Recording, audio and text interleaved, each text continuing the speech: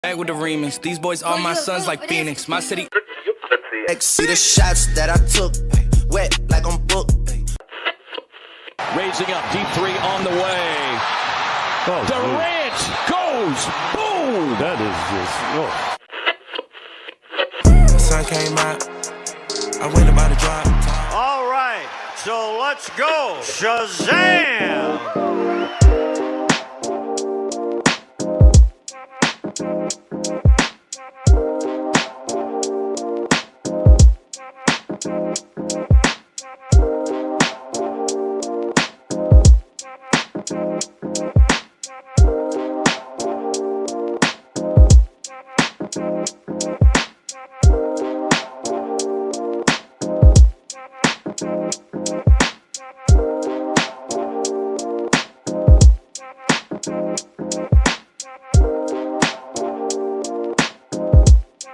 Bonjour à toutes, bonjour à tous, bienvenue dans Valley Hoop, le podcast francophone consacré aux Phoenix Suns.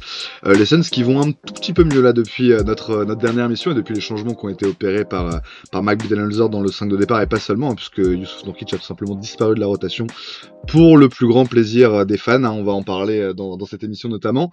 On va parler de pas mal de choses dans cette émission, on va essayer de revenir un peu, vu qu'on a atteint à peu près la mi-saison, là les Suns sont à l'équilibre après 40 matchs sur 82. On va essayer de se revenir un peu sur les paris qu'on avait pris en début de saison. On va aussi parler du trade qui vient d'être fait là du côté de Phoenix et qui permet de ramener un intérieur a priori costaud.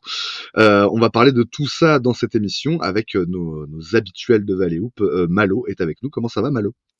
Bah écoute, ça va très bien, j'espère que vous allez bien, en forme, il fait beau, ça fait plaisir enfin, donc voilà, les Suns vont un petit peu mieux, mais donc, que des bonnes raisons. C'est ça. Enfin un petit rayon de soleil dans cette saison. En tout cas, ça faisait un moment effectivement qu'on n'avait pas des perspectives un peu optimistes, sans aller jusqu'à sauter au plafond. On va dire que voilà, il y a des choses qui sont plutôt prometteuses et en tout cas qui donnent un peu plus d'espoir que les constats qu'on a pu faire il y a 2 semaines, il y a 3 semaines, il y a un mois. Et Greg va lui aussi également avoir le sourire dans cette émission, même si là ça se voit pas trop. Salut Greg. Si, écoute, on va essayer d'avoir le sourire. C'est pas la folie non plus, les gars, mais c'est mieux. C'est mieux. C'est C'est ça. mieux. On arrive à coller 20 points à Washington tout le long du match. Il remonte un peu, mais on arrive à être clutch. Bon, écoute, moi je prends. Ce qui se passe C'est aux ça, Suns en ce c'est moment, je prends. Très bon mois de janvier de Ryan Dunn. On salue Théo qui nous a envoyé les stats ce matin dans le groupe de fans des Suns. Effectivement, très bon mois de janvier de Ryan Dunn qui se révèle. J'allais dire qu'il se réveille, mais en fait, il se révèle vraiment avec plus de finition et d'adresse. Un meilleur mois aussi de Devin Booker, qui lui, pour le coup, se réveille enfin d'une longue hibernation qui date maintenant de l'hiver dernier. Donc, c'est pas plus mal. Il était temps, mon petit Devin. Et puis voilà, mais on parlera, je pense, dans quelques semaines, un petit peu avant le All-Star Game, avec un invité de marque. On parlera de plus en profondeur de la saison de Devin Booker. On va y revenir un petit peu dans cet épisode, mais très rapidement. Mais on va surtout parler de, comme tu disais, Rodin, on va faire un petit retour sur nos échelles de Nash, nos pronostics, nos over-under du début de la saison. On va faire ça, et puis après, on parlera du trade de Nick Richards contre Josh Okogie. Yes. C'est ça, le AK, le sauveur, hein, Nick Richards. La gueule Comme du quoi, sauveur. si on m'avait dit ça l'année dernière, qu'on serait tous genre Nick Richards est là et tout machin. Ouais. Mais effectivement, c'est un peu ça, hein, l'état dans la fanbase des Suns, mais ça montre bien où on en est aussi. Et comme tu l'as dit, hein, la mesure aussi est de mise. Voilà, on va juste dire que par rapport au constat de la dernière fois c'était 10 victoires sur les 13 derniers matchs, c'était ça? Ouais. Là, c'est 10 défaites, pardon, sur les 13 derniers matchs. Là, c'est 5 victoires sur les 7 derniers matchs. Donc, du coup, c'est un petit peu plus positif, évidemment, comme constat, même si c'est à nuancer par le pédigré des adversaires qui était vraiment pas très impressionnant. Et ben, écoutez, messieurs, on va peut-être commencer par cette histoire-là de retour sur nos hot takes du début de saison, nos paris, ouais, c'est ça, nos paris, on a mis, on les avait évalués chacun sur l'échelle de Nash. Donc on peut rappeler que c'est une échelle de 1 à 13, comme le numéro de Steve Nash, pour mesurer un peu, on va dire à la base pour cette histoire là de hot take, c'était la crédibilité de chacune des phrases qu'on avait notées au départ. Et je crois, Greg, que tu as sélectionné un peu nos pires hot takes. Ouais, du disons que saison. j'en ai sélectionné 5 qui résument bien à quel point parfois on peut être complètement à côté de la plaque. Euh, Et c'est valable pour. Je dirais après, il y en a 2-3 sur lesquels on avait bon, mais vas-y. Oui, non, absolument. Alors, absolument. Mais ça, on les verra du coup en fin de saison. On leur laisse le temps de vraiment se confirmer, mais il y en a déjà qu'on peut éliminer de la course et sur lesquels vraiment on était catastrophique. Sauf sur une d'ailleurs que je vois et que je vais supprimer. Du coup, on va en faire que 4. Mais voilà. Donc, j'ai hâte de discuter de ça avec vous parce que. Alors, on va pas discuter de tous les joueurs, évidemment. On va discuter de Bol Bol, de Josh Okogie, de Devin Booker et des Suns de manière générale. Sur 4 takes pardon, en particulier. Et si tu me laisses commencer, Rod, la première concerne Bol Bol. Et on avait dit que Bol allait jouer au moins 15 minutes par match. On rappelle, il avait joué un petit peu moins de 12 minutes par match la saison dernière. Et on avait évalué ça à plutôt plausible. Moi, j'étais très optimiste. J'avais noté 8 sur 13 sur l'échelle de Nash. On rappelle que le pronostic pessimiste, c'est 1 et le pronostic optimiste, c'était 13. Donc là, c'est moi qui me gourre complètement parce que je suis à 8. Rod, tu es à 5 et Malo est à 6 sur 13. Bol Bol ne fait pas partie de la rotation de Mike Budenholzer. Quand il joue, c'est vraiment qu'il y a énormément de blessés. C'est le cas notamment hier contre Washington où Youssouf Nurkic est out et Ozo Ighodaro, je crois, joue peu. Et on a aussi Problème de faute pour Plumlee aussi hier. Oui, exactement. Et Nick Richards n'est pas encore avec l'effectif. Donc, Bol récupère quelques minutes, je crois, dans le début du 4e quart-temps. Mais Bol ne fait pas partie de la rotation cette saison, les gars. Vous l'aviez vu un peu plus venir que moi. Bravo à vous. Ouais, mais je vais nuancer parce que je crois que je l'avais mis dans mes joueurs à suivre, enfin mon joueur de la saison à suivre. J'en attendais, beaucoup oui et non. Juste, j'avais envie de voir de ce que ça donne, quoi, parce que je me suis dit que s'il re-signe, au minimum, c'était que il avait des raisons, des espoirs de temps de jeu ou quoi, parce que je pensais qu'il avait reçu des offres pendant l'été supérieures à celle-là, parce que il avait quand même montré de belles choses l'année passée en plus. C'est un profil qu'on n'avait pas tellement en plus, de la taille, de l'athléticité, tout ça. Donc je me suis dit, j'aurais bien aimé voir. Après, est-ce que ça marcherait mieux avec Bol Bol ou non, ça, c'est pas du tout certain. Hein. C'est pas le joueur, c'est pas le joueur avec le plus de certitude non plus. Il est aussi il a quand même pas mal de défauts qui sont quand même importants et que tu peux pas forcément gommer, quoi. Mais c'est vrai que là pour le coup on s'est totalement trompé parce que il joue pas, quoi. Même s'il y a un ou deux absents, faut qu'il y ait un ou deux absents, qu'il y ait un problème de faute de certains, un qui est pas bon et du coup là il peut gratter 4 minutes sur une rotation, quoi. Donc c'est triste pour lui, mais un peu pour nous, parce qu'en tout cas, moi, j'aurais bien aimé le voir. C'est un joueur que j'avais très bien aimé l'année passée. L'une des rares satisfactions aussi l'année passée, donc voilà. 4,7 minutes de jeu cette saison en moyenne, hein, Rod. Non, c'est clair. Et puis il y a le total de matchs joués aussi. Hein. Il a que 9 matchs joués là pour l'instant cette saison, peut-être 10, parce que peut-être que Basketball Référence ne prend pas encore en compte le match de cette nuit. Mais voilà, 9 ou 10 matchs, c'est ridicule, 1 sur 40, donc c'est 1 sur 4 sur un temps de jeu extrêmement réduit. Il est bout de banc, hein, 13e joueur avec le nombre de minutes, je sais pas, je crois que ça va être 13e ou 14e, parce que peut-être il est possible que Damian Lee ait joué plus que lui. Non, il a joué un peu plus que Damian Lee, donc il est 13e joueur aux minutes cette saison dans l'effectif des Suns. Moi, j'avais noté un peu en dessous par rapport à vous cette take là, mais de la même manière que vous, je trouve ça un peu pas dommage, mais peut-être qu'il y avait quelque chose à chercher, notamment effectivement sur le côté de taille. Hein. On l'a dit, on l'a redit depuis le début de saison, c'est un des gros problèmes du côté des Suns, c'est d'arriver à trouver de la taille et de la défense sous le cercle, de la capacité à prendre des rebonds et tout. Donc c'est vrai que là-dessus peut-être qu'il peut apporter un petit peu. Alors on sait que c'est pas non plus c'est pas un énorme baba, hein, il est tout fin, c'est très particulier, hein, pour un joueur aussi grand d'être aussi atypique physiquement. Mais malgré tout, je pense qu'il pourrait quand même apporter un peu plus. Moi hier, j'étais un peu devant le match à me dire vas-y, fais-le rentrer parce qu'effectivement donc Plumlee, tu l'as dit, on le disait avant, Plumlee a eu son problème de faute très très vite, hein, il prend 2 fautes dans les 5 premières minutes, puis il en reprend 2 dès le début du deuxième quart-temps. Donc Osso a des gros temps temps de jeu sur ces moments-là, mais ça se passe pas super bien avec Osso. Lui aussi, il prend des fautes. Et je crois que c'est ça en fait. Bud attend que Plumlee ait 5 fautes et Osso 3 pour faire entrer Ball dans le troisième Oui, quart-temps. c'est ça, c'est vraiment un dernier recours, quoi. C'est ça. Il y a le côté exactement dernier recours, et c'est un peu dommage parce qu'encore une fois, la séquence sur laquelle il y a Ball, donc c'est toute la fin du troisième, moi, souvenir parce qu'il joue aussi au début du quatrième, mais je veux dire, c'est une séquence où on gagne pas ni on perd pas de terrain, en termes de score, quoi, et où il fait des bêtises défensivement, mais où quand même, il a cette capacité à créer de la disruption en attaque et à être opportuniste, à être présent vraiment en attaque.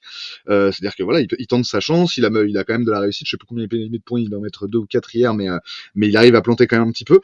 Pour moi, c'est ça. Il y aurait quelque chose à en tirer, peut-être un peu plus. Après, là, le constat, il est juste que Bud, il a pas l'air de vraiment apprécier ce que peut lui proposer Bol Bol. Et dans l'histoire de compromis, il trouve que c'est trop de compromis à faire de le mettre sur le terrain. J'imagine que c'est ça. On a vu aussi hier, mais dans d'autres matchs cette saison, que généralement Bud préfère, en cas de gros problèmes au niveau des pivots, passer en small ball avec KD en 5. Ça se comprend sur beaucoup d'aspects, encore une fois. Il n'y a pas de scandale, c'est juste un peu dommage, et il y avait un côté un peu de progression saison après saison de Bol Bol, et là clairement il y a un ressac, quoi, sur ce début de saison. Il est pas là, quoi. Enfin, il est pas dans les plans de l'équipe. On verra comment ça va évoluer, peut-être qu'il peut servir de mener les chances quelque part, parce que c'est ça qui est assez intéressant. Il continue à être une attraction et à être un petit peu genre ah tiens, il y a Bol Bol dans cet effectif et tout machin. Donc je sais pas, on verra ce que ça donne sur la durée, mais force est de constater qu'effectivement on s'est un peu planté en se disant qu'il pourrait avoir le même rôle que la saison dernière dans l'effectif des Suns, quoi.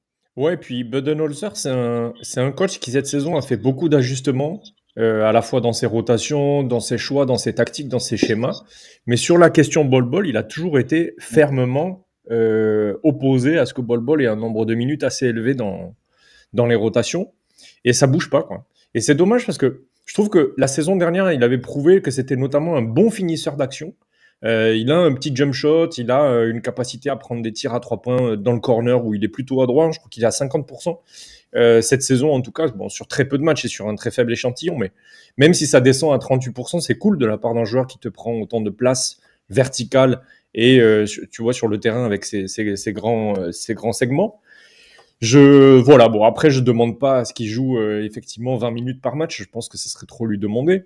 Mais tu vois, le même temps de jeu que l'an dernier, 10-12 minutes, ça m'irait bien. Ne serait-ce que pour lui donner de la valeur et pour échanger peut-être son contrat contre des seconds tours ou ce genre de choses, quoi. Ça semble pas être le cas. Je sais pas. Je sais pas quelle est l'idée de Budenholzer. Après, on va pas se mentir, hein, Budenholzer, il a 99 problèmes et Ball, c'est le centième. Hein.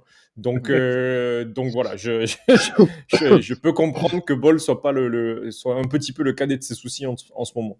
Problems and Ball ain't one, effectivement. Ouais, exactement. Tout à fait, c'est bon, c'est loin. Ok. Quelle est la suivante que t'as identifiée, du coup? Josh Okogie, de qui on va évidemment parler un petit peu plus Josh. plus tard dans le podcast. Josh Okogie, si tu nous regardes. On avait parié sur un plus de 35%, pardon, à 3 points de moyenne cette saison pour Josh Okogie. Rod, t'étais chaud comme la braise avec 13 sur ce pronostic, pendant que Malo et moi, on était à 3. Est-ce que tu peux nous rappeler, Rod, pourquoi t'étais aussi chaud sur Josh Okogie à 3 points cette saison? J'ai précisément réécouté cette semaine parce que voilà, quand on a discuté de revenir, j'ai pas mis 13, hein, très pas modestement, parce que je suis pas modeste là-dessus sur ce sujet-là. Effectivement, j'avais raison, vous aviez tort, clairement, mais j'avais mis que 8 parce que j'étais resté prudent en me disant bon, on va voir et tout, mais je voyais bien Josh passer ce step-là. Moi, mes éléments, c'était de dire en fait, depuis qu'il est aux Suns, ça progresse bien dans ce domaine-là.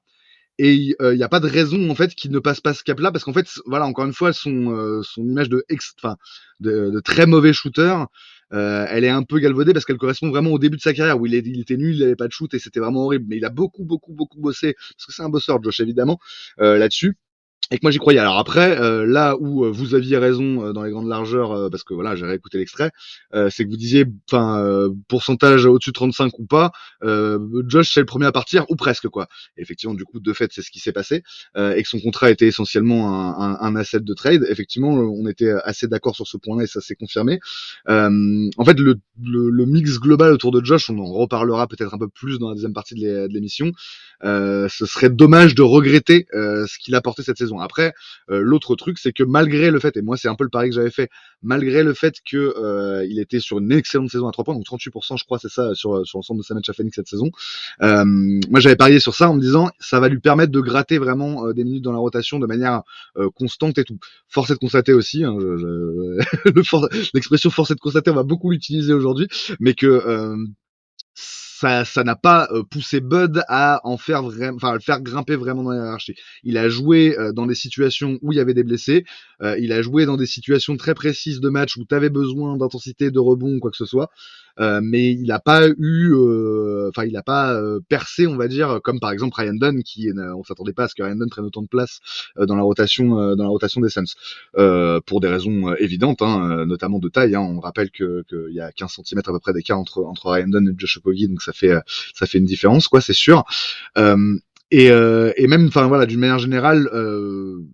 On va dire Josh s'est pas rendu indispensable non plus. Voilà, on va tempérer mon amour inconsidéré en disant il s'est pas rendu indispensable malgré le fait que c'est sa meilleure saison à 3 points et que pour moi, c'est plus vraiment un défaut. Hein. Il est capable de les prendre, il est capable de les mettre. Alors effectivement, il va avoir ces séries où il va faire du 0 sur 2, 0 sur 3 sur 3-4 matchs de suite. Mais globalement, pour moi, c'est un défaut qu'il est en train de gommer et on verra si les Hornets s'en profitent. Mais pour moi, ça fait de lui un joueur de plus en plus valuable dans une équipe NBA, quoi. Ouais, absolument, je te rejoins. 37% pour l'instant à 3 points cette saison de Josh Okogie. Et puis surtout une progression au shoot globale, hein, puisque même sur les mi-distances, il n'est pas mauvais, il est à 43%. Il était à 42% la saison dernière. Et avant ça, il fait des saisons à 11%, 17%. Donc il y a vraiment un progrès, comme tu le dis, Rod. On est à 40% dans le corner cette saison. Et on est à une efficacité vraiment bien, puisqu'il est au-delà de la moyenne de la ligue. Donc c'est vraiment une très bonne saison pour Josh Okogie dans la lignée de sa progression. C'est sa 7e saison en NBA. Et je pense que c'est un joueur qui va rester dans la ligue, qui va faire son trou potentiellement à Charlotte et se montrer utile là-bas.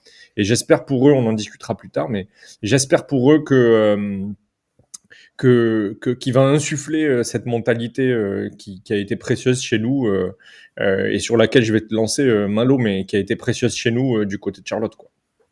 Ouais, bah c'est ça. Et au-delà de ça, justement, je trouve que c'est un joueur, c'est pas de fioriture. Tu sais ce qu'il va te donner, il le fait. Voilà, il applique ce qu'on dit, on l'a dit pour Ryan Dunn, notamment en début de saison, c'est la même chose pour lui concrètement. Parce que, tu sais ce qu'il va donner, tu sais ce qu'il va pas donner aussi d'un côté. Mais voilà, il va apporter cette énergie au rebond offensif, au machin, au truc. Et bah oui, en plus, cette saison, il met ses tirs. Du coup, et c'est au-delà de les rentrer et être à peu près une menace pour forcer le défenseur à défendre. Non, c'est une vraie arme, et tu l'as dit, il est au-dessus de la moyenne de la ligue en termes d'efficacité.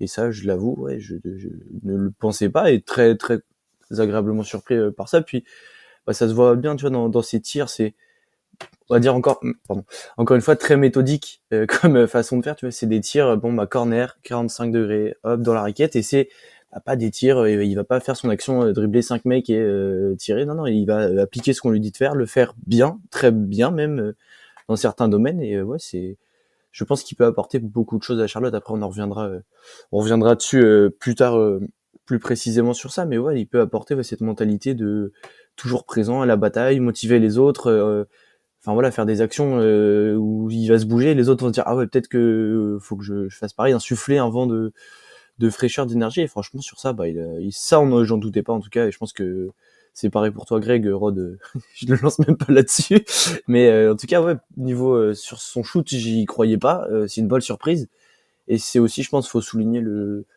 bon travail du staff des Suns sur ça, parce que si Ryan Dunn devient, j'ai envie de dire, un bon shooter, peut-être pas non plus, mais quand même un shooter plutôt fiable, vu ce qu'on en disait, si Josh Okogie progresse sacrément bien au tir aussi, c'est que c'est des gros bosseurs certes, mais que derrière, ça bosse bien avec des bonnes personnes.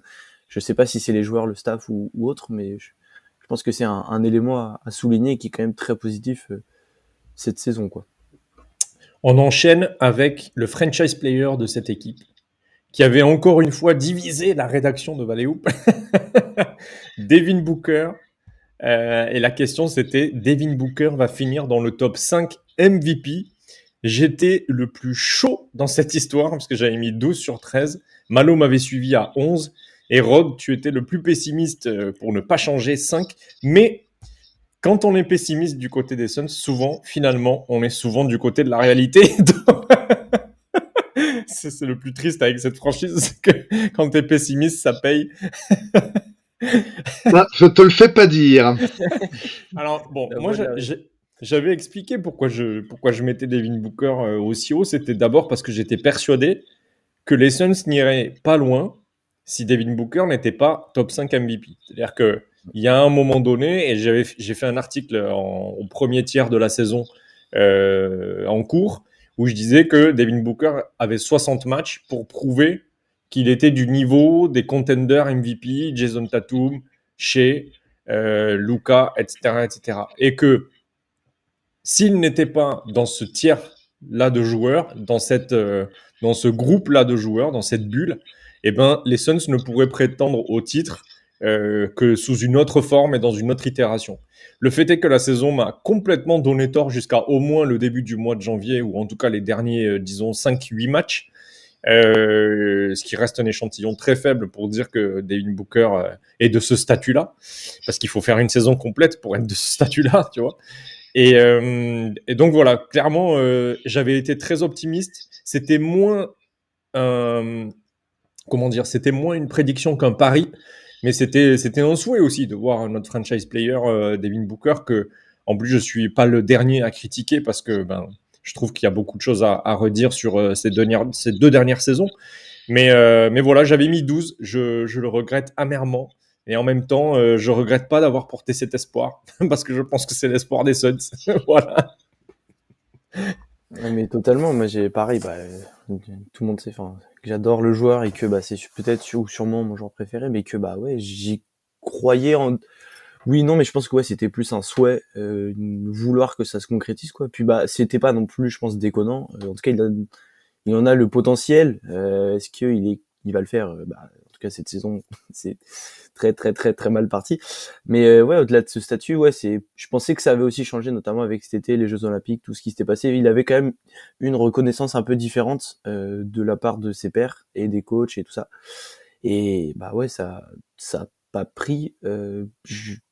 Mais je pense que ouais, il a raté le step entre voilà, passer avec les Jason Tatum, les Shea, les Jokic, tout ça, les 5, 6, 7 meilleurs superstars de la ligue.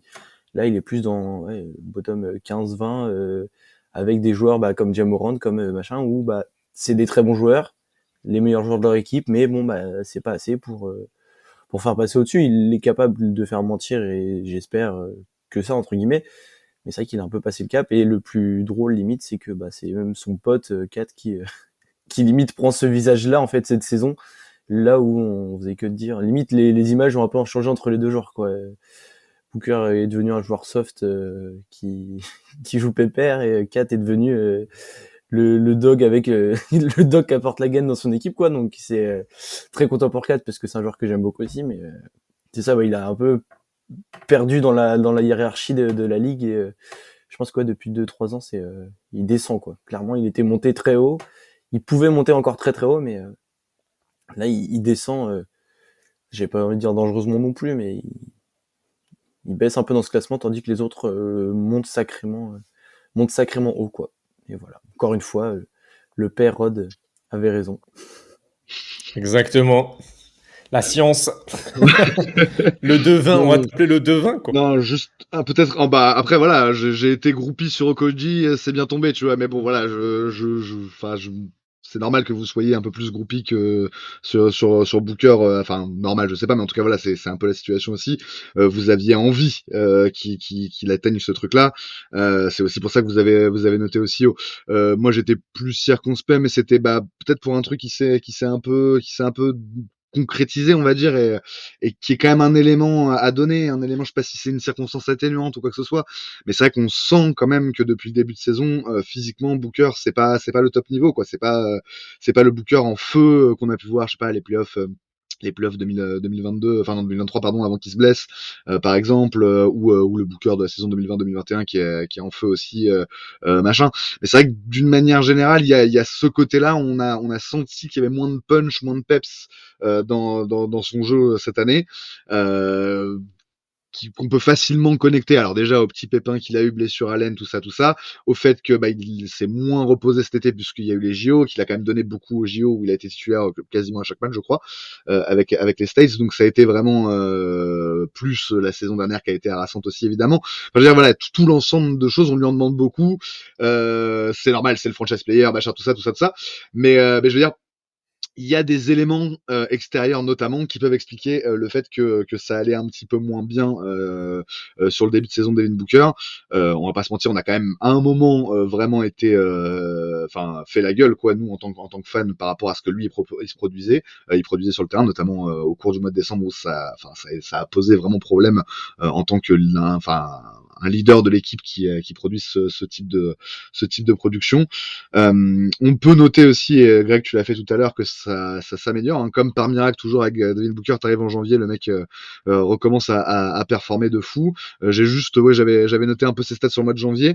C'est rigolo parce qu'il est juste derrière 4 au niveau du nombre de points par match, il est à 28,1, donc dans les standards de Book du Book des dernières années, avec vraiment les standards du Book des dernières années, c'est-à-dire 47% au global, 37% à 3 points, plus de 86% au lancer. Ce qui a changé, c'est le volume d'assists cette saison où c'est vraiment impressionnant. Là, il est à près de 8 passes de moyenne sur le mois de janvier, même sur l'ensemble de la saison, il est à plus de 7, c'est sûr. Que je vous dise pas de bêtises. Devin Booker, il est à moins de 7, il a 6,8 sur l'ensemble de la saison, mais voilà, il a 7 passes environ. Donc effectivement, il y a cet élément-là, avec le fait qu'il perd quand même un petit peu moins de ballons, même si là, ça a été un peu moins bien ces dernières semaines. Sans dire que ça a changé de rôle, mais en fait, voilà, dans le package global de ce qu'on demande à Devin Booker, ce qu'il a surtout mal fait depuis le début de la saison, c'est scorer. En tout cas, voilà, c'était assez inefficace et ça plombait un peu l'équipe. Il y a eu aussi le côté leadership, le côté body language et tout ça, sur lequel il y a eu quelques petits trucs à redire. Là, ça va un petit peu mieux. Ça coïncide avec une période où les Suns gagnent des matchs et il n'y a pas trop de hasard là-dessus. On a besoin de lui, hein, je veux dire, c'est évident, hein, quand on voit les matchs celui d'hier contre Washington, il y a plein de moments où tu te dis bon bah là c'est un peu la merde, Book, s'il te plaît, sauve-nous quoi. Effectivement, tu parlais en préambule avant qu'on commence à enregistrer du fait qu'il a planté un 3 points dans le clutch, ou c'était plutôt après le début de l'enregistrement, Greg, mais bref, ça c'est quand même pour le coup des signaux. Tu te dis ah bah ouais voilà, on peut compter sur notre franchise player. Globalement, alors, je sais pas, je vais peut-être dire un truc qui ne se fait pas en tant que fan de Phoenix. Moi, j'ai l'impression qu'il a peut-être loupé un wagon. Et quand on voit l'écart qu'il y a aujourd'hui entre lui et Shai Gilgeous-Alexander, entre lui et Donovan Mitchell, alors que c'était des mecs qui étaient sur la même ligne que lui il y a pas si longtemps que ça, on peut s'inquiéter. C'est des mecs qui ont son âge ou qui sont un tout petit peu plus jeunes que lui.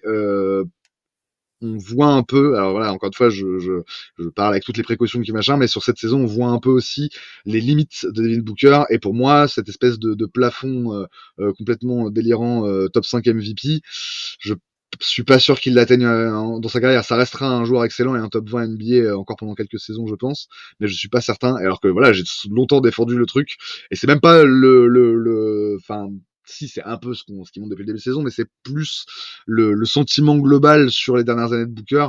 J'ai l'impression qu'il y a trop de limites par rapport à des joueurs justement notamment comme Shai Gilgeous-Alexander pour intégrer vraiment le Gotha des tout meilleurs joueurs de la NBA quoi. Par contre, être un mec hyper régulier encore pendant des années et être le meilleur joueur de l'histoire des Suns, il peut le faire et j'espère qu'il va le faire, hein, parce que voilà, encore une fois, c'est pas fini son histoire avec Phoenix, enfin, on l'espère quoi. Mais donc du coup voilà, il y a certains peut-être certaines espérances, certaines envies qu'on a nous de notre côté en tant que fan qu'il faudrait peut-être revoir à la baisse aussi, parce que bah objectivement, hein, très objectivement, il est pas au niveau de joueurs comme ça, même de Donovan Mitchell cette saison en tant que leader aussi, hein. Donovan Mitchell c'est un leader exceptionnel, vraiment il faut se rendre compte de ça aussi. Si les Cavs en sont là, c'est pas non plus enfin voilà, dans la cohésion de l'équipe, il a joué un rôle énorme quoi. Ouais, clairement. Voilà. Complètement. Je suis complètement d'accord avec toi, et c'est vrai que je pense qu'il reste pas beaucoup de saisons à Devin Booker pour être encore considéré comme une première option d'équipe. Je pense qu'il lui reste pas beaucoup de saisons. À mon avis, ça va jusqu'à la fin du contrat de KD aux Suns, c'est-à-dire fin 2026. Enfin, en tout cas, été 2026. Et là, les Suns auront à se poser beaucoup de questions. Est-ce qu'on ramène un autre franchise player qui va supplanter Devin Booker, mais qui Qui Ou est-ce qu'on trade Devin Booker et on reconstruit, ou on va chercher un autre joueur qu'on pense pouvoir prendre le lead de cette équipe et l'amener au titre rapidement. Mais en tout cas, Devin Booker, son horloge en tant que leader franchise player de terrain, quoi. C'est-à-dire vraiment quelqu'un qui t'amène comme Luka Doncic, comme Nikola Jokic, comme Shea, comme Giannis, comme Tatum, sur les sommets de la NBA. J'ai l'impression que son chronomètre est lancé, quoi. Son chronomètre est lancé. Donc, on en reparlera. On aura l'occasion d'en reparler d'ici là, évidemment. On va passer à la dernière question qu'on s'était posée, en tout cas la dernière take, parce qu'il y en avait, je crois qu'il y en avait une vingtaine en tout, mais on va faire juste 4 aujourd'hui. Les Suns seront dans le top 10 des défenses NBA. On était tous relativement optimistes en début de saison parce que je pense qu'on croyait en coach Budenholzer. Moi, j'avais mis 11, Rodolphe, tu avais mis 8, et Malo, tu avais mis 10. Les mecs, on s'est planté de zinzin. Et là, j'avoue, c'est dur. Qui commence? Je peux pas me défendre, là. Je peux pas. Ça fait... Ouais, c'est dur parce que, en fait, je me rappelle pourquoi j'avais dit ça, parce que notamment, il y avait eu quelques flashs l'année passée. On avait vanté les mérites de Frank Vogel. On n'avait pas dit beaucoup de bien sur lui, mais il y avait quand même ce côté, c'est quand même un très très bon coach défensif, quoi. Mais ouais, c'est vrai que il y avait quand même des bons flashs des matchs l'année passée où limite c'était l'attaque qui pêchait, mais du coup par contre on encaissait 100 points et on arrivait à bidouiller un truc, quoi. Et notamment sur demi-terrain où je trouvais que quand le jeu était arrêté, posé sur demi-terrain, on défendait plutôt pas si mal l'année passée. Cette saison, c'est l'inverse. T'arrives contre les Suns, tu sais quoi faire pour marquer, tu vas aller attaquer la relation 1-5. Est-ce que ça va changer avec Nick Richards? Pas sûr. Ça va peut-être s'améliorer un peu, mais ça reste quand même, je pense, une arme efficace d'attaquer ce jeu 1-5. Mais ouais, c'est même, je parlais de demi-terrain, mais c'est la transition. T'as l'impression que dès que tu cours un petit peu, tu t'offres 20 points tranquilles. Les rebonds offensifs, là, ça fait 10 jours que c'est n'importe quoi. Mais ouais, là, pas plus de défense à apporter. C'est faux. Phoenix n'est pas du tout une top 10 défense NBA. Et je me suis trompé, quoi. Et c'est d'autant plus en trompe-l'œil que ça avait plutôt bien commencé sur le côté défensif en début de saison où il y avait vraiment eu des choses intéressantes et où et on se disait presque que ça allait être au-dessus encore de ce qu'on attendait, quoi. C'est tout l'inverse qui s'est produit. C'est vrai que là c'est vraiment la panique à bord et on le voit à chaque match quasiment là, depuis un mois et demi où c'est compliqué. Il y a eu des matchs où les Suns ont réussi à encaisser moins de 105 points, mais il n'y en a pas eu beaucoup. ces dernières semaines, et c'est vrai qu'on voit, comme tu disais Malo, des schémas qui sont très très très faciles pour les équipes adverses pour nous mettre dans la sauce, quoi. Et c'est vrai que c'est assez difficile. Toujours les mêmes, quoi. On n'arrive pas trop à comprendre d'où vient le problème. Si, parce qu'il y a une question personnelle, mais je veux dire, on a beaucoup critiqué le fait que à l'intérieur, on n'a pas de pivot, machin. Il y a des équipes en NBA qui n'ont pas forcément ce profil-là de joueurs, qui arrivent quand même à exister par une défense collective, en fait. Et moi, j'espérais vraiment ça. Et d'ailleurs, c'est un peu ce qu'on avait vu en début de saison, un aspect de défense collective qui soit vraiment performant. Et en fait, c'est pas vraiment le cas. On est souvent pris de vitesse. On fait beaucoup de fautes aussi, je trouve, notamment ces derniers matchs, et vraiment il y a un peu une vraie équation insoluble là-dessus. On sait pas, moi je sais pas, j'ai aucune idée, et je pense que Bud aussi se gratte le crâne tous les soirs en réfléchissant à comment il peut rendre cette défense un peu plus performante, parce qu'effectivement sur quelques séquences, notamment sur des line-up où tu vas avoir à la fois Dunn, O'Neal sur le terrain, à l'ancienne maintenant on peut le dire, des line-up aussi avec Josh, avec Osso c'est une fois oui une fois non, parce qu'il fait encore des erreurs normales, ça reste un jeune joueur et tout machin. Même Dunn, qu'on hype beaucoup des deux côtés du terrain, mais surtout en défense évidemment, il reste dans l'apprentissage et il fait des erreurs aussi. Donc c'est vrai qu'il y a un côté, le côté d'énergie peut pas tout compenser, et ces mecs-là rapportent, notamment donc les deux rookies rapportent de l'énergie, mais ça peut pas tout compenser. Il y a des gros soucis structurels, on va dire, sur la défense. Autant Tyus Jones, alors c'est dommage de lui mettre une balle, enfin de commencer, enfin de lui mettre la première fois qu'on prononce son nom dans l'émission, c'est pour lui mettre une balle, enfin dans ce numéro, je veux dire, mais et clairement, c'est un énorme problème en défense, quoi. Les équipes adverses s'en régalent, quoi. Et en fait, il arrive à exister que parfois sur la ligne de passe, mais sinon, c'est un plot, quoi, le mec, quoi. C'est vraiment très très compliqué, quoi. C'est valable aussi pour Monte-Morris, qui est un petit peu plus agressif, mais qui est pareil, qui est tout petit et qui n'existe pas vraiment défensivement. Donc vraiment, il y a des soucis partout, il y a des trous partout dans cette défense. Je sais pas du tout comment ça peut s'améliorer. Et évidemment, les perspectives du coup sont très inquiétantes, quoi. Je sais pas comment tu juges les choses de ce point de vue-là, avec. Pour moi, c'était avant tout et quasi uniquement un problème de taille. Pas uniquement, parce qu'il y a évidemment d'autres sources de problèmes. Il y a notamment les skills, tout simplement, défensifs, et la verticalité, l'absence de verticalité dans le secteur intérieur. Mais la taille des postes 1, 2, 3 sur ça fait combien de temps que Bill sort du banc et que Dunn est titulaire? Ça fait 5 matchs? Ouais, 5 matchs. 7 matchs? 5-7 matchs? Donc ça veut dire qu'on a joué, grosso modo... C'est 7 matchs, pardon, je te coupe, c'est 7 matchs parce que c'est 7 matchs depuis notre dernière émission. Ouais. Et c'est donc les 5 victoires et 2 défaites sur les 7 derniers matchs. Voilà. Et du coup, ça fait quasiment entre 30 et 35 matchs, avec les blessures de Bradley Beal, qu'on a un line-up avec un front court qui est grand. Donc c'est Ryan Dunn poste 3, Kevin Durant poste 4 et un pivot. Avant, on avait soit Bradley Beal, soit Devin Booker au poste 3. Vous les rangez comme vous voulez, finalement. Et du coup, c'était quand même très petit. Et on se faisait évidemment éclater.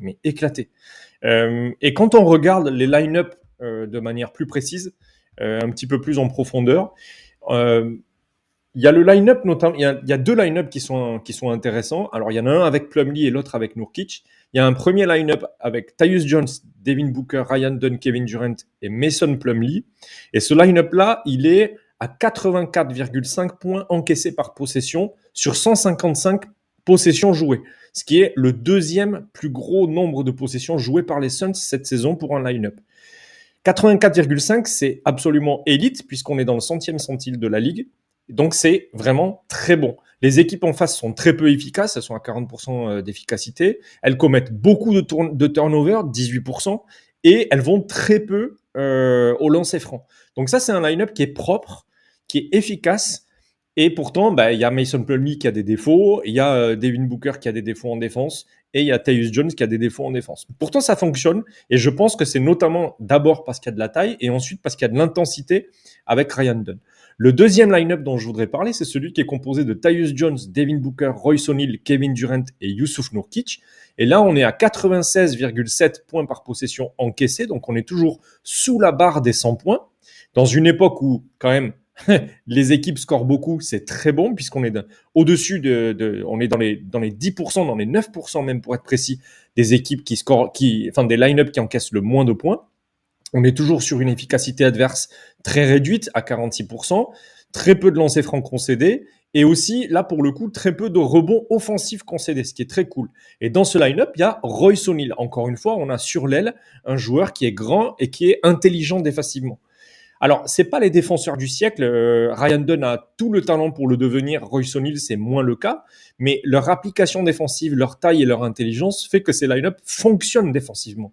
Le problème, c'est qu'on ne peut pas jouer 48 minutes avec un seul line-up. Et dès qu'il s'agit de faire rentrer des joueurs beaucoup plus petits, Monte-Morris, Bradley Beal, et de stagger leurs minutes avec Devin Booker, Tyus Jones, etc., pour avoir de l'animation offensive, là, ça devient très, très compliqué de ne pas encaisser de points. Et en fait, c'est cette bascule, et c'est là que c'est intéressant d'avoir... peut-être d'aller chercher des joueurs, parce qu'on n'a pas mentionné Grayson Allen, mais Grayson Allen aussi, il est sous-dimensionné quand il joue au poste 3. Il est sous-dimensionné, il n'est pas rapide, etc., etc. Il a beau encaisser comme il peut les impacts et tout, il est quand même pas rapide et il est petit. Donc c'est vrai que c'est intéressant d'avoir un volume à l'aile, disons d'intensité d'abord, et c'est ce que Josh Okogie, qui était undersized, ramenait. d'intensité avec Ryan Dunn, d'intelligence avec Royce O'Neal, et puis juste de taille et de poids, quoi. Je suis désolé, mais dans une ère où l'ailier est encore un des postes principaux et où le basket se joue le plus, tu as parfois des équipes qui alignent 3 ailiers sur le terrain avec des dimensions gigantesques sur les postes 2, 3, 4. Notamment les Clippers l'an dernier, par exemple, avec Paul George, Kawhi et Batum dans le 5. Bon, nous, on est là, on envoie Tyus Jones, Bradley Beal et Devin Booker. Ça fonctionne pas en attaque, ça fonctionne pas en défense. Évidemment qu'on est nul en défense quand tu regardes les defensive ratings. Mais attention, quand on regarde dans le détail, il y a quand même un peu d'espoir, notamment quand on résout ce problème de taille. Je dis pas que les Suns vont être dans le top 10 si de la NBA sur les 40 matchs qui restent à jouer. S'il ramène un ailier par exemple à la place de Grayson Allen ou à la place de Yusuf Nurkic qui n'est plus dans la rotation, si on arrive à ramener un ailier qui est un peu défensif, bon, je dis pas qu'on va rentrer dans le top 10, mais je pense que Budenholzer fait du bon travail et que c'est d'abord et avant tout une histoire de taille. Non, mais c'est une analyse très très intéressante parce que déjà il y a beaucoup de nuances et on aime toujours ça hein, dans les hoops quand les choses sont nuancées et pas blanc ou noir, blanche ou noir pardon d'ailleurs. Mais effectivement, ça permet de voir que dans certaines configurations, les Suns arrivent à être quand même assez efficaces en défense. Mais il y a quand même des certains présupposés, c'est-à-dire qu'il nous faut quelqu'un pour prendre des rebonds. Alors, le problème de Nurkic, c'est qu'il nous coûte sur d'autres aspects, mais au moins il prend des rebonds. Et il nous faut cette espèce d'ailier avec de la taille, comme tu dis, qui soit capable vraiment de créer, donc enfin de faire du playmaking défensif aussi. Il y a cette notion-là de défendre aussi sur des ailiers adverses aussi qui sont des porteurs de balles, qui sont des scoreurs et tout machin. Donc c'est vrai que cette dimension-là, elle est importante, ouais. Toi, Malo, comment tu vois les choses sur cette question de la défense? Ouais, la taille, je pense que ouais, c'est le plus gros problème et que les ajustements, il y en a encore à faire. C'est là aussi, enfin c'est aussi une des raisons pour laquelle j'étais un peu déçu de juste pas avoir essayé par exemple Bol Bol. Parce que c'est un côté, même s'il a beaucoup de défauts, mine de rien, il a de la taille, il a une envergure Absolument. très très, enfin ouais, l'une des plus grandes de la ligue, et juste sur les lignes de passe, sur machin, il fait du mal. Et avec un rôle où par exemple s'il peut être associé avec KD ou quoi, ça fait 2 joueurs qui ont quand même des segments un peu longs et qui peuvent gêner. Et KD le fait d'ailleurs très très bien cette saison et l'année dernière aussi, notamment sur les aides, venir en aide fermée, il le fait bien. Et il manque de joueurs comme ça qui vont aller venir aider et qui vont pouvoir derrière il va être en 1v2 de l'autre côté, mais il va pouvoir le gérer quoi. Là on a beaucoup de joueurs qui sont généralement plus petits que leurs adversaires, moins longs et qui sautent moins haut quoi en gros. Les Hawks nous ont tabassé sur ça c'était quoi, il y a 3 jours, 2 jours. Ouais, comme tu disais, mettre 3 ailiers, eux ils le font tout le temps. C'est des mecs qui courent, qui sautent, des athlètes hors normes quoi. Donc c'est dommage et ça montre qu'il y a quand même des ajustements à faire, parce que oui, tu le disais, Grayson Allen, pour un poste 2 ça va encore, pour un poste 3 c'est beaucoup trop petit, beaucoup trop, ça saute pas haut et tout. Voilà, après il y a quand même un peu de matière à envoyer, j'ai envie de dire. Il y a du Yusuf Nurkic, mais bon, est-ce qu'on peut tirer un joueur vraiment compétent qui peut vraiment aider et résolutionner ces problèmes? Pas certains, mais il y a quelque chose à bouger parce que même si il y a sûrement des problèmes d'implication, peut-être que Bud ne met pas en place de la meilleure manière cette défense, il y a quand même un déficit juste de talent et de qualité dans l'effectif que là tu peux pas lui amputer, et que même s'il fait, tu l'as dit, il y a quelques line-up qui marchent bien et très bien d'ailleurs, il y en a beaucoup qui marchent pas du tout et qui nous coûtent le match ou des matchs, parce que si pendant 5 minutes la line-up d'avant marche très bien, mais qu'en 2 minutes tu prends 15 points, ça annule tout quoi. Donc c'est ça exactement. Mais moi je vais vous donner un nom qui nous manque.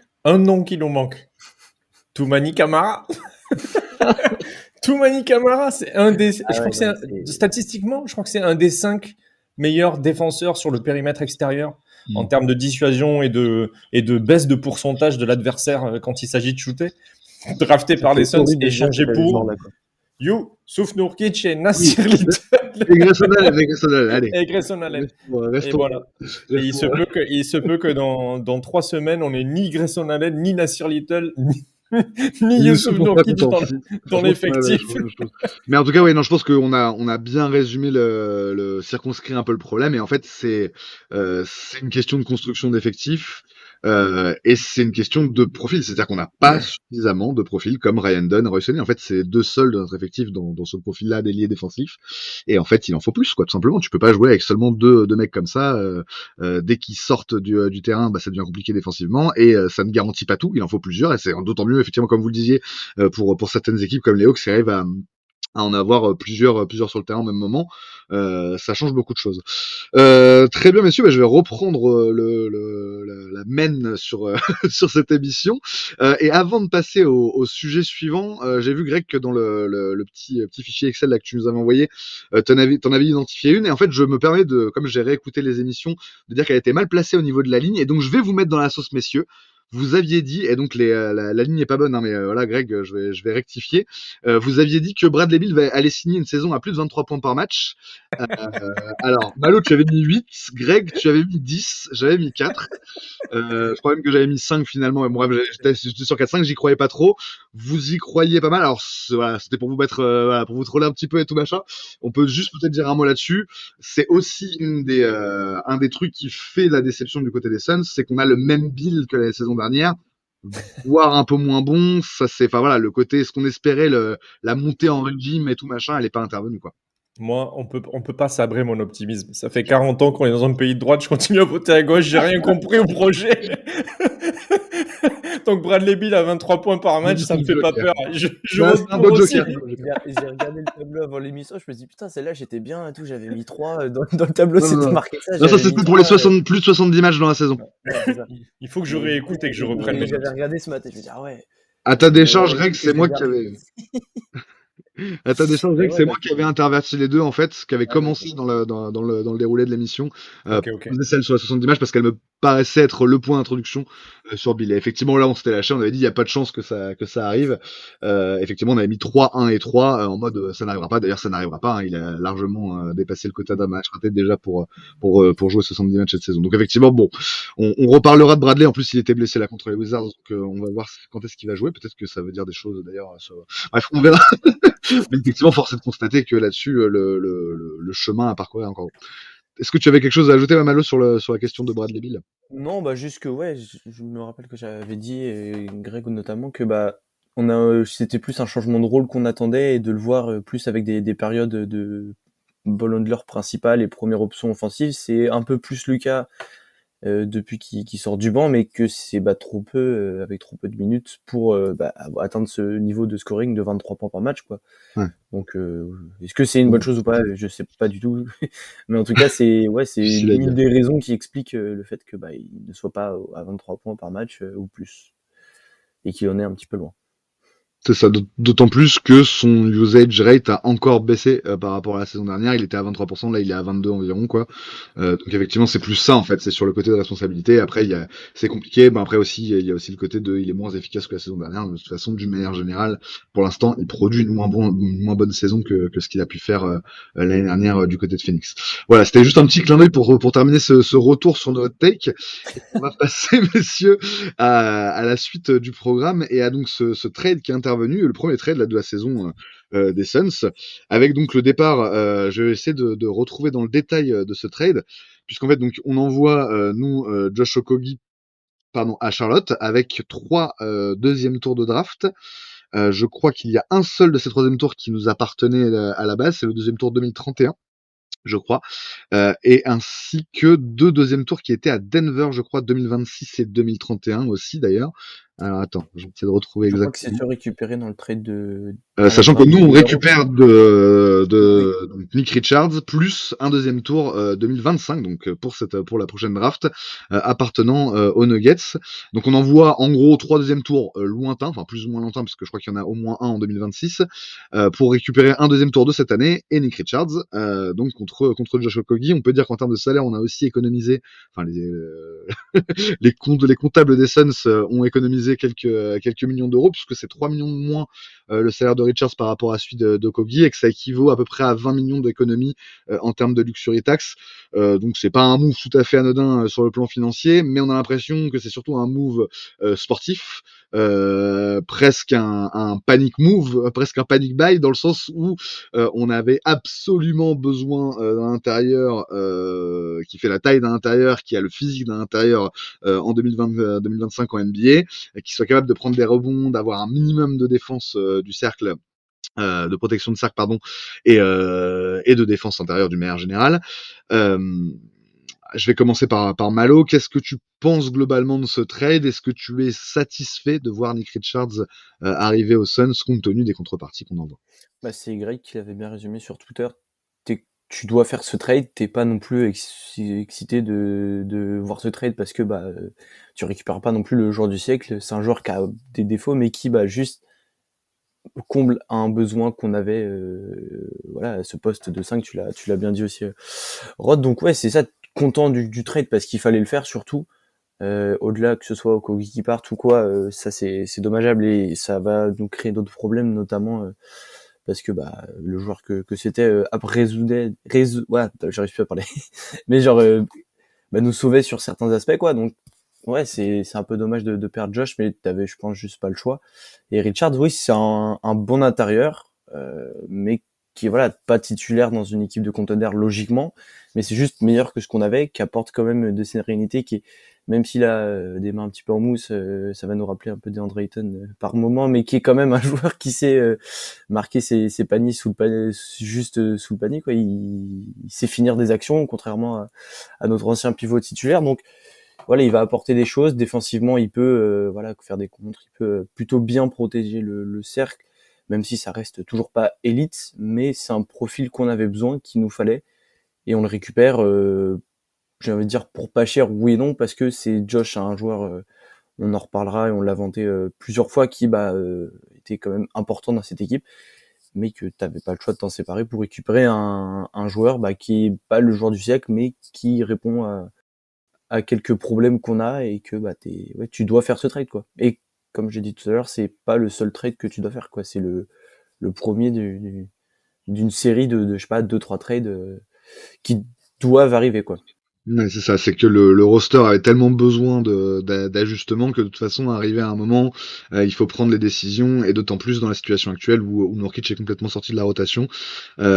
J'imagine que Greg, tu vois les choses de la même manière. Effectivement, comme l'a dit Malo, c'est toi qui avais un peu porté cette voie-là au moment du trade sur X.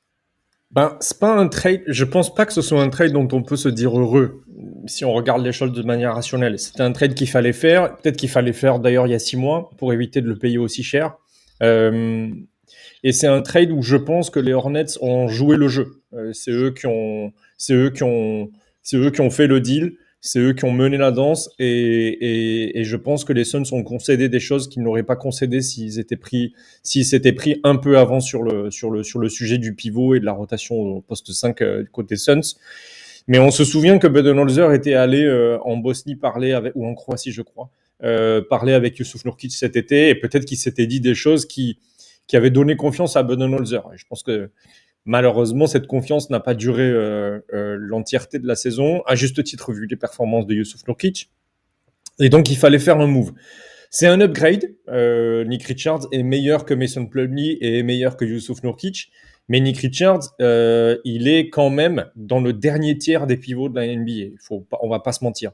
C'est le pivot remplaçant d'une équipe qui a même pas 10 victoires à l'instant T où on se parle, et qui tank dans la conférence Est, les Charlotte Hornets, derrière Mark Williams, parfois derrière Moussa Diabaté. Donc on n'est pas en train de choper un pivot qui va révolutionner notre jeu et qui va faire du 20 ou 22 tous les matchs, quoi. C'est un pivot qui est pétri de défauts, malheureusement, notamment sa finition quand il ne s'agit pas des dunks. Là, c'est vraiment catastrophique, puisqu'on est en dessous des 50%. Je crois qu'on est à 40 ou 43% sur les lay-ups. Hein, c'est vraiment catastrophique. Donc, il n'a pas de main pour finir. Mis à part les dunks, donc ce côté très athlétique, c'est un joueur qui fait beaucoup de fautes offensives, et notamment sur les écrans mobiles. Et c'est un joueur qui boxe out beaucoup moins bien que Plumlee et Nurkic. Donc c'est un joueur avec qui il va falloir composer. C'est peut-être un rollman un petit peu supérieur à ce que sont Plumlee et Nurkic.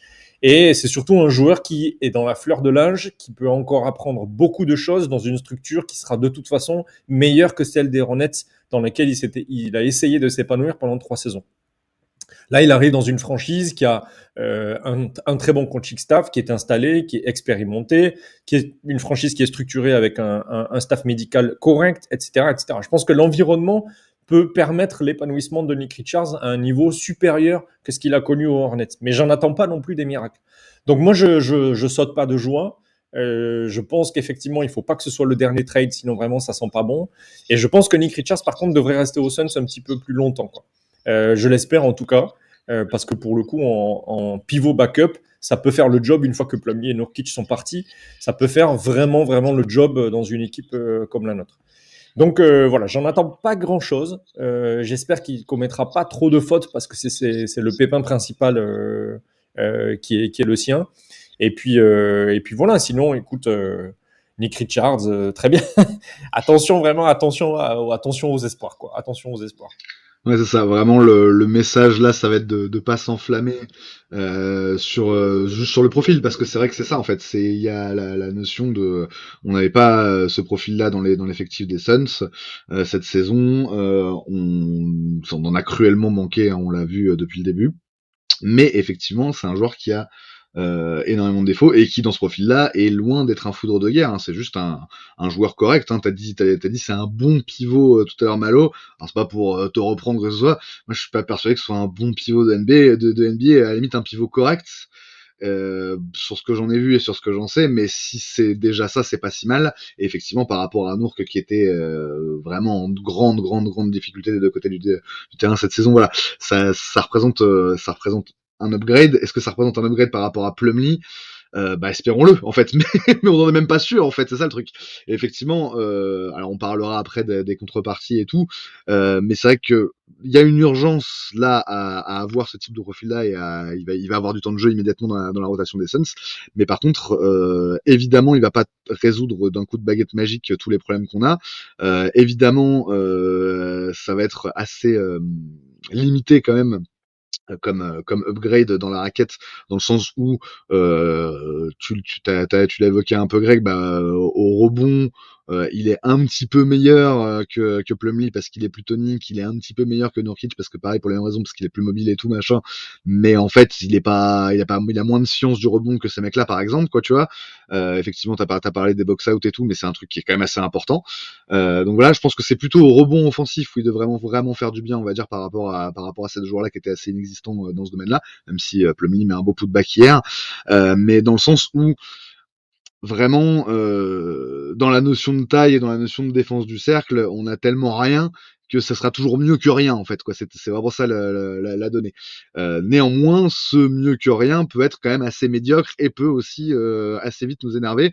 Alors effectivement, il y a aussi beaucoup le ressenti des fans de Charlotte qu'on embrasse évidemment parce que voilà, il y en a plusieurs avec lesquels on discute fréquemment sur les réseaux, et ils sont assez unanimes sur le fait que bon, ils sont pas du tout mécontents de le voir partir et que voilà, ils nous souhaitent bien du courage avec lui, quoi. Donc effectivement, c'est un peu un red flag et on se souvient que quand c'est comme ça, on peut rappeler encore l'exemple des fans de Portland qui nous riaient au nez il y a il y a 2 étés quand on parlait de Nurkic et de Eubanks et qu'ils disaient vous allez bien vous marrer les gars et tout, ou des fans de Washington avec Bradley Beal. Alors même si bon, pour moi Bradley Beal est meilleur que ce que nous avaient présenté les fans de Washington qui parlaient vraiment d'un joueur complètement washed et tout machin, on est un peu entre les deux, quoi.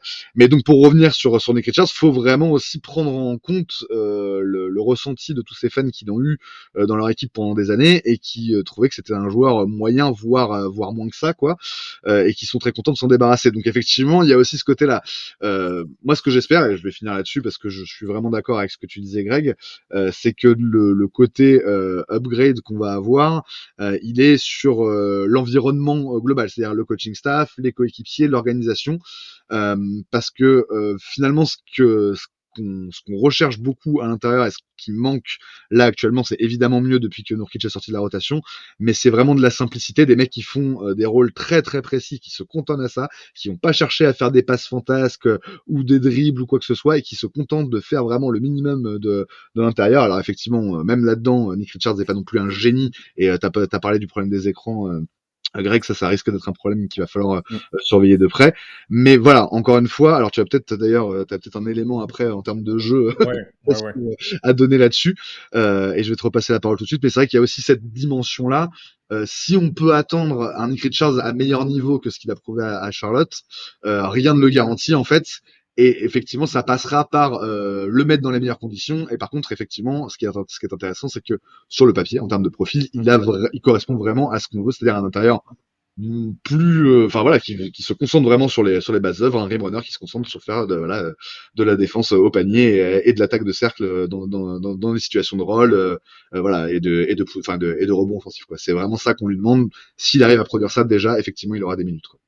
Oui, la façon que... Oui, absolument. Absolument. Et puis des minutes, en fait, l'objectif, c'est qu'il soit pas un pivot négatif, ce que sont les deux autres. Si c'est un pivot neutre ou légèrement négatif, bah, passe encore, quoi. Mais les deux autres nous plombent complètement. Mais le petit espoir que j'ai tactiquement sur la question des fautes offensives et notamment sur les screens, c'est parce qu'il me semble, je suis pas sûr, mais il me semble avoir vu sur les 5-7 derniers matchs quelques possessions où les schémas de Budenholzer avaient un petit peu évolué vers des passes dans les espaces, qui est un style de jeu qui nous vient finalement dans l'époque récente tout simplement du Paris Basket, dont un des coachs est parti du côté de Memphis cette saison, et on voit Jenkins, coach de Memphis, proposer à son équipe de jouer ce jeu, et on voit les Grizzlies faire effectivement développer du jeu sans poste d'écran. Un jeu qui est fait d'animation et de mouvement et qui du coup éviterait à Nick Richards de poser des écrans et de faire des fautes offensives. Je ne sais pas si Budenholzer était au courant de la venue de Nick Richards, qui est tout à fait possible, avant que le trade soit fait, et du coup il a essayé de voir un peu ce que ça donnait de faire du Paris Basket Grizzlies du côté des Suns, mais j'ai espoir qu'on voit un petit peu plus de possession comme ça, avec Richards sur le terrain, en espérant que, évidemment, mon pressentiment soit réalisé et que je sois pas juste dans une oasis en plein milieu du Sahara où je crois avoir vu des choses qui en fait ne sont pas réelles. C'est tout à fait possible aussi. Et il est temps de parler de Josh Okogie. Alors juste, ouais, bah pour finir, ça va être un peu une transition. Autre élément peut-être qui montrait que c'était sans doute dans les cartons, et en tout cas en discussion, en négociation du côté du front office des Suns, c'est que justement Josh Okogie n'avait pas du tout joué les derniers matchs contre Charlotte et contre Atlanta. 0 minutes. Alors je sais même pas s'il avait été embarqué dans le road trip, c'est possible, hein, parce que du coup après il a pu aller à Charlotte directement derrière dans la foulée. Mais tout ça pour dire qu'effectivement il y a eu un côté un peu de... Alors il y avait la date du 15 janvier qui correspondait au moment où les restrictions sur un possible trade de Josh Okogie via son nouveau contrat sautaient. Et donc effectivement, à l'approche de cette date-là, mais donc peut-être aussi déjà dans une perspective de se dire, bon bah, il va falloir que je construise un peu sans, et comment est-ce que je peux aligner mon truc, donc le préservant en faisant en sorte qu'il se blesse pas et tout machin. Ça c'est un autre indice qui pour moi fait que oui, il y avait un peu un côté comme ça. Sur ce que tu disais sur le jeu sans écran entre guillemets, moi je l'ai pas forcément observé, mais j'étais pas super alerte sur cette question, et de toute façon j'ai sans doute moins d'œil tactique que toi, Greg, mais en tout cas voilà, ce serait intéressant d'observer ça sur les matchs à venir, et notamment effectivement avec Nick Richards sur le terrain, parce que c'est vraiment une donnée qui va être intéressante. Et avant peut-être de passer à Josh Okogie, non, on va d'abord parler de Josh, parce qu'effectivement donc c'est quand même le gros truc, le gros asset qu'on envoie dans ce trade là, et effectivement c'est le moment de saluer la mémoire, j'allais dire, en tout cas voilà, de rendre hommage le soldat Josh tombé au combat, en tout cas voilà, échangé parce que c'était devenu une bonne valeur marchande. C'est aussi ça, c'est de se rendre compte que ce mec là, avec ce contrat qui nous a quand même un petit peu gonflé et tout cet été, en fait c'est peut-être celui sur lequel il y a eu de moins de difficultés à trouver à trouver une porte de sortie. Je compare bien sûr évidemment à Youssouf Nourkic. Bon, c'est pas nous qui avions décidé de lui donner ce contrat, mais tout ça pour dire que Josh, il était quand même assez demandé. Il y avait des clients, et c'est pas pour rien parce qu'effectivement, au-delà de ses limites qu'on connaît tous et machin, c'est quelqu'un qui a pas du tout démérité pendant son passage aux Suns. Donc on va rappeler cette donnée quand même assez comment dire, qui peut donner un peu le vertige du côté des fans des Suns, mais c'était le joueur le plus anciennement dans l'effectif, à part Devin Booker, évidemment. Devin Booker qui est là depuis 2015, mais sinon, à part ça, donc Josh Okogie, donc qui était présent depuis 2022, je crois, depuis l'été Ouais, 2022, c'est ça, ouais. troisième, donc il jouait sa 3e saison à Phoenix. C'était le joueur le plus anciennement dans l'effectif, donc il y avait ce côté-là, déjà ce côté un peu identitaire. En tout cas, c'était un mec qui était là depuis longtemps, un visage des Suns identifié, et ce côté aussi de soldat un peu inoxydable. Même quand l'équipe elle est complètement amorphe, lui il va donner 200%. Même quand l'équipe est incapable de gagner un rebond, bah lui il va prendre des rebonds offensifs à foison. On a même vu effectivement cette capacité à être mordant offensivement dans des moments de grande frustration. Alors évidemment il y a toujours des limites, et notamment sa limite ça a été la continuité d'arriver à le faire sur la durée d'un match, d'un match à l'autre ou quoi que ce soit. Mais vraiment, voilà, moi vous le saviez, tous les auditeurs le savent aussi, c'était mon chouchou actuel. Ben, alors même si bien sûr Ryan Dunn est en train de prendre une place énorme dans nos cœurs, mais c'était mon chouchou en partant sur le début de saison dans l'effectif des Suns, parce que c'était clairement le joueur qui, à la fois, dans lequel je me reconnaissais plus en tant que fan, c'est-à-dire voilà, c'est le genre de joueur que j'aime bien avoir dans mon équipe, et il y avait aussi la notion de il a donné plus que ce qu'on attendait de lui en fait aux Suns, et c'est quand même assez rare pour être signalé globalement dans les dernières saisons. C'est quand même plutôt l'inverse qu'on a eu, des mecs on a parlé rapidement sur la Soleil récemment d'Eric Gordon. On l'avait attendu pendant des années et des années, il a un peu sous-performé par rapport à ce qu'on attendait, et c'est le cas de beaucoup de joueurs qui ont joué aux Suns depuis 4-5 ans. Ils ont moins apporté que ce qu'on aurait espéré, et Josh clairement c'est l'inverse, il a beaucoup plus apporté. Et la question que j'ai envie de vous poser, hein, une question un peu vache, mais est-ce que on risque pas, si Nick Richards, on se rend compte assez rapidement que finalement il apporte pas grand-chose ou quoi que ce soit, mais de se mordre les doigts d'avoir laissé partir Josh, parce que bah en fait c'est quand même un profil assez rare dans notre effectif actuel. Alors sans aller jusque là, est-ce qu'on risque pas de le regretter assez vite en fait? C'est ça ma première question. Malo, qu'est-ce que t'en penses? Bon, bah, si, enfin, je pense que c'est possible, je dirais, c'est pas certain, et comme tu l'as dit, bah, c'était l'un des cadres de l'effectif qui était là depuis, bah, j'ai envie de dire longtemps, oui et non, 3 saisons, c'est pas non plus un mec qui connaît par cœur la ville, quoi, mais non, bah oui, on peut le regretter parce que c'est un profil qu'on a, j'ai envie de dire pas, mais on le retrouve un peu avec Ryan Dunn, et dans une moindre mesure, O'Neal et Iguodaro, je trouve ce côté un peu mordant, et bah, qui va aller donner tous les soirs, et que chaque équipe a le sien, notamment sur les bases extérieures. J'ai l'impression, tu vois, on a longtemps fait des cauchemars d'Alvarado au Pélican, Jevon Carter qu'on avait avant lui, bah c'était ce même profil et il faisait beaucoup de bien. Et oui, même s'il il avait des défauts, notamment une période où je crois que c'était pendant des playoffs où il avait pas mis près un 3 points pendant 5-6 matchs, et que du coup bah c'était un poids. Bah ça a rarement été un poids quand il jouait. Tu vois, tu parlais tout à l'heure de Nick Richards, que bah si c'est pas un pivot négatif, le trade sera réussi entre guillemets. Bah avec Josh Okogie, c'était très rarement un joueur négatif, et il nous apportait beaucoup plus que ce qui nous coûtait, en tout cas de ce que je pense. Et c'est des profils que tu bouges pas forcément facilement des autres franchises, quoi, qui sont, bah s'ils sont contents de ce genre de gars-là, il a pas de raison de bouger, parce que il y a pas de raison de bouger, quoi. T'as plus à perdre qu'à gagner. Donc ouais, c'est dommageable. Après, comme on l'a dit, t'avais juste pas le choix, et voilà, c'est à faire, c'est la NBA, c'est bon, bah désolé mon pote, mais bah l'équipe a besoin d'un autre mec, et toi bah t'es justement le mec qui avait limite une des meilleures valeurs, et que du coup t'as pas eu de mal à le faire partir, donc c'est ça qui est dommage. Mais oui, c'est sûr que tu perds quelque chose, en tout cas c'est sûr, que tu peux vite regretter si le trade de Richards ne réussit pas du tout. Et même si Nick Richards réussit, tu peux quand même regretter la perte de Josh Okogie, je pense. Donc ouais, pour moi la question est un peu peut-être abusée, mais je pense même pas, parce que c'est fortement possible d'ailleurs que ça arrive, quoi, malheureusement. Mais on peut peut-être faire à la Torrey Craig, le ramener 2 ans, Fin du contrat en 2026, il va revenir en même temps que Michael Bridges. Oh oui, oh là là, ça va être magnifique. Cam Non, Johnson. Non, mais il en fallait pas plus. Non, mais c'est bon, Greg, je signe tous les jours. Je suis prêt à vendre ma maison. Vas-y, je ça, te ça donne tout ce que n'existe- tu veux. ça n'existera pas, mais Et en plus, ça suffira pas. Hein. Elle veut pas non, des millions, ma maison. absolument. Vas-y. Mais alors, moi, je sais pas si on va le regretter, mais disons sportivement. Mais ce qui est sûr, c'est que moi, c'est un joueur que je vais regretter personnellement, quoi, parce que dans cette équipe, ça fait combien, je sais pas combien de temps ça fait que je suis dans Valley Hoops. Je crois que ça fait 1 saison et demie. Et je crois que ça fait 1 saison et demie que je me plains du leadership dans cette équipe et de l'intensité avec lesquelles les joueurs jouent, avec lesquels les joueurs se sentent investis d'une mission pour leurs fans, pour la franchise, etc., etc.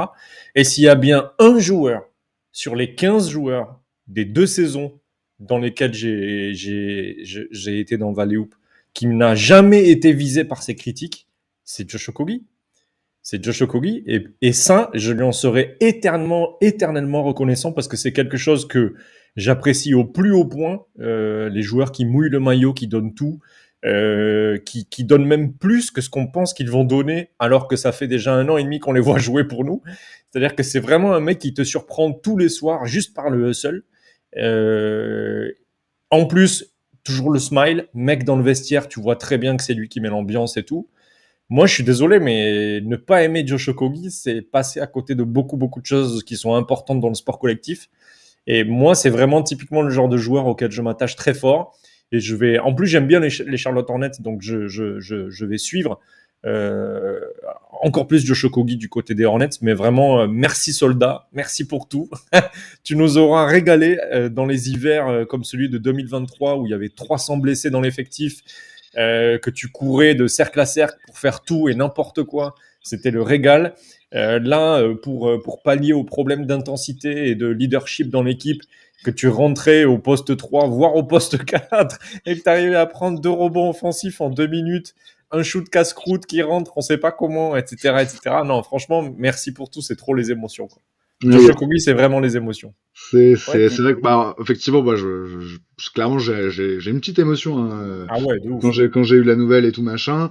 J'étais un peu dans le côté nostalgie le soir même du trade, en matant un peu là tout ce qui passait sur les fils Twitter ou autres, des actions marquantes de Josh. Il y en a eu pas mal hein, quand même, hein, des posters assez faramineux, des interceptions complètement folles suivies effectivement, enfin ou des défenses complètement folles suivies de contre-attaques à 200 à l'heure. D'une manière générale, et effectivement, on peut rappeler aussi qu'il y a un moment où il était vraiment en feu du côté de Phoenix. Je crois que c'est en février 2023, t'en as parlé un petit peu, Greg. C'est ça, ouais. L'hiver 2023, juste après le trade. Ouais, c'est ça, juste après le trade de Michael Bridges, je crois, ou juste avant. C'est juste après. C'était le rayon de soleil à ce moment-là. C'est-à-dire vraiment le joueur qui dépasse complètement les attentes, qui arrive à enchaîner une série de matchs à plus de 10 points de moyenne, même à plus de 15 points de moyenne là sur 6-7 matchs, au point que je me souviens, donc toi je crois que t'étais pas encore dans l'émission effectivement Greg, mais avec Hicham à l'époque, on était vraiment dans l'interrogation, on se dire mais en fait wesh, est-ce que finalement Michael est parti, ok, mais là est-ce qu'on n'est pas en train de trouver un nouveau Michael et tout. Il y avait vraiment ce côté-là, on se disait mais c'est quoi en fait la limite pour Josh Okogie. Alors ça s'est calmé clairement derrière dans le côté responsabilisation offensive, mais par contre il y a un truc et vous l'avez tous les deux dit qui a été clair du début à la fin de son passage au Suns, c'est que ce mec n'a jamais triché, il a toujours été vraiment un excellent un excellent joueur d'équipe quoi, là pour le collectif, pas pour sa pomme quoi. Et là pour remonter un peu tout le monde quand il le fallait aussi. Donc c'est vrai que sur tous ces aspects-là, c'est très rafraîchissant, j'ai envie de dire, d'avoir ce type de joueur-là dans ton effectif, d'autant plus comme tu l'as dit Greg, comme tu l'as dit Greg, on n'a pas trop ce type de joueur-là.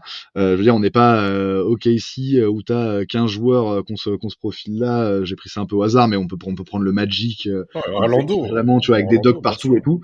Nous, on n'en a pas tant que ça, donc effectivement, c'est dommage de se dire qu'on en perd un, et c'est vraiment ce côté-là qu'on va le plus manquer avec lui. Alors après, à nuancer par le fait qu'il avait quand même assez peu de temps de jeu là cette saison avec Mike Budenholzer.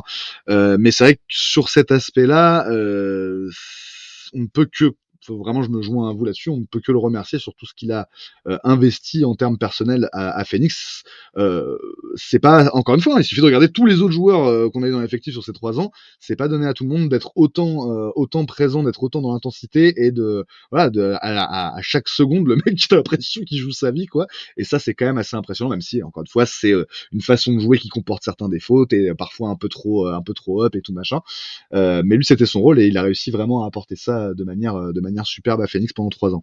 Messieurs, avant de clore cette émission, peut-être une dernière question, parce que c'est un élément qu'on n'a pas trop abordé, même dans nos discussions, mais sur lequel j'ai vu des trucs un peu passer sur Twitter, donc j'aurais bien aimé avoir votre avis sur cette histoire de l'autre asset qu'on récupère finalement dans ce trade-là. Donc on l'a dit, on échange 3 picks de deuxième tour contre 1 dans l'affaire. Donc il y a le deuxième tour de Denver 2026 qui part à Charlotte, deuxième tour de Denver 2031. Donc c'est des trades, je crois, qu'on avait récupérés, des picks qu'on avait récupérés dans le trade de la draft cet été, qui nous a permis d'ailleurs de choper Oso Ighodaro au passage, et notre propre deuxième tour de draft 2031. Donc c'est ces trois picks là qui partent et on récupère le pick de second tour de Denver de cette année.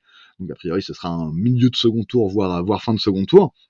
Mais ma question, messieurs, c'est est-ce que l'objectif avec ce pick-là, c'est qu'ils repartent en tant qu'asset dans un autre trade là dans les semaines à venir? Qu'est-ce que vous en pensez? Peut-être Greg d'abord.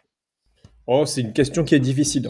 C'est une question qui est difficile parce que, en fait, je pense qu'il a de la valeur pour le front office à plusieurs titres. Effectivement, ça peut être un asset dans un trade, mais vu la qualité du scouting sur les 2 saisons qu'on vient sur les 2 dernières drafts, Toumani Camara, Ryan Dunn, Oso Ighodaro, toutes les franchises ne peuvent pas se targuer d'avoir drafté 3 joueurs de cette qualité-là.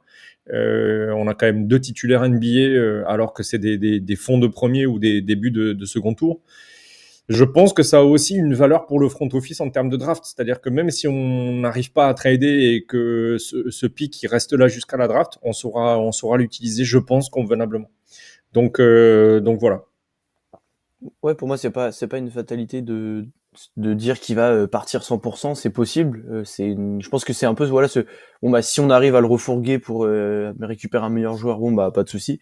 Mais ouais, c'est je pense une vraie opportunité. Puis il y a ce côté où bah t'as zéro flexibilité.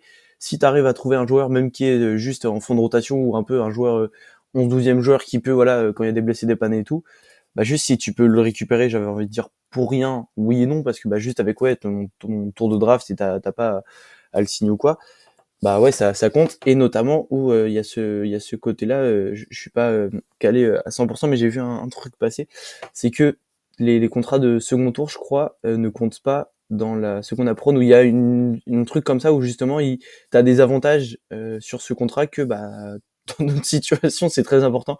Je lance un peu une pièce à la mer comme ça parce que j'ai plus l'info exacte, mais ça peut être important. Et tu l'as dit, on a longtemps été une équipe qui draftait mal et c'est vrai que depuis 2 ans c'est au-delà de ne plus drafter mal, ça drafte bien et voire très bien, parce que bah, les 3 joueurs que t'as cités, s'ils sont tous draftés 10 places plus haut, t'es pas du tout surpris, quoi.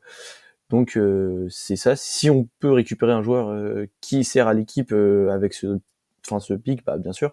Mais d'un côté, bon bah si on peut récupérer un meilleur joueur en ajoutant ce second tour, bah ouais, pas de souci, et on fonce, quoi. Tu vois, donc ouais, les 2 options restent les bonnes, et c'est une bonne opportunité de le récupérer, qui peut qui reste un peu anecdotique pour le moment, mais qui peut devenir dans 2-3 ans, on peut se regarder et dire ah ouais, en fait la meilleure pièce du trade de Nick Richards, merci Josh Okogie, mais bah ouais, c'est ce mec qu'on a fait titulaire, et voilà, quoi. Donc c'est à voir.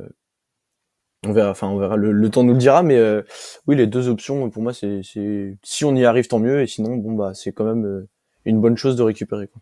Parce que toi, c'est quoi ton avis sur la question, Rod?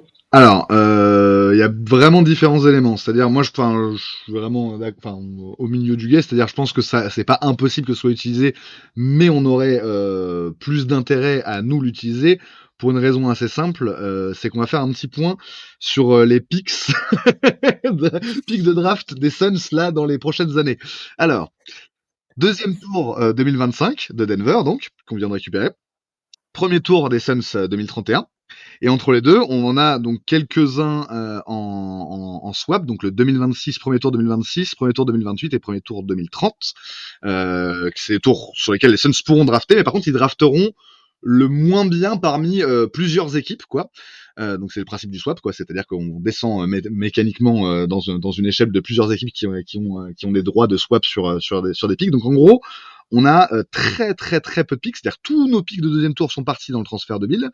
La majorité aussi de nos picks de premier tour, en tout cas ceux qui n'étaient pas partis dans le transfert de Durant sont partis dans celui de Bill. Donc en fait, en gros, on a très très très peu de tours de draft, mais pas seulement là l'année prochaine ou quoi que ce soit, c'est à l'horizon 5 ans en fait, il y a quasiment rien. Alors effectivement, l'idée c'est d'en récupérer, c'est pas ce qui s'est passé là avec le trade de Josh, puisqu'en fait on est passé de 3 tours de 3 choix de draft à un seul, puisqu'on a donné 2026 et 2 de 2031 pour un de 2025. Donc effectivement, il y a deux manières de voir ce truc là. Pourquoi est-ce que tu acceptes ce deal là? Bon, on peut se dire que c'est des histoires de justement pour pouvoir récupérer Nick Richards, eux ils demandaient tant de picks, et donc on se dit bah attends, 3 picks t'es gentil, mais on va pas rester à poil non plus, donc tu nous en donnes un en échange. Peut-être que ça c'est équilibré comme ça. Mais par contre, je pense que pour les Suns, il y a un intérêt forcément à se dire tu récupères un pick pour cette année. Et effectivement, pour moi, les deux solutions sont valables. À titre personnel, je me dis, un deuxième tour, ça vaut pas grand-chose, donc on va pas commencer à se battre dans tous les sens pour l'inclure forcément dans un package ou que ce soit. Autant essayer de drafter sur les arguments que vous avez donnés tous les deux. Pour le coup, James Jones, qui se faisait pas très confiance sur la draft il y a encore quelques années, force est de constater qu'il a fait vraiment il a eu le nez fin, le nez creux sur les deux dernières drafts notamment, avec des joueurs qui ont un rôle en NBA. Toumani Camara est maintenant titulaire depuis quelques mois maintenant à Portland. On voit bien, donc Dunn maintenant est titulaire avec les Suns.